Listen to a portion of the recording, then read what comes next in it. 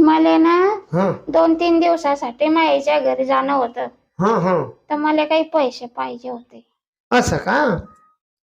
ठीक आहे ना मग, हे घे पैसे.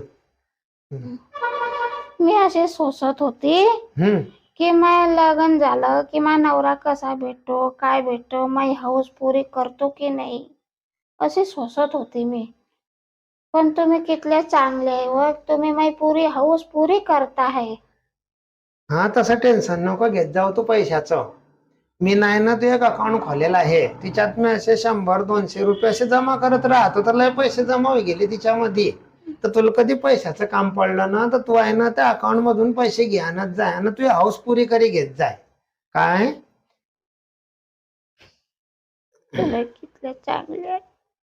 हा ठीक आहे. आता माणसाचं कसं मन होतं बा, कोणा संगात्याशी बोलणं, रिश्तेदाराशी बोलणं, तर बाईचं बी मन होई जातं की थोडासा मायबापाला भेटी येऊ, लहानचं मोठं केलं त्याच्या हिसाबाकन.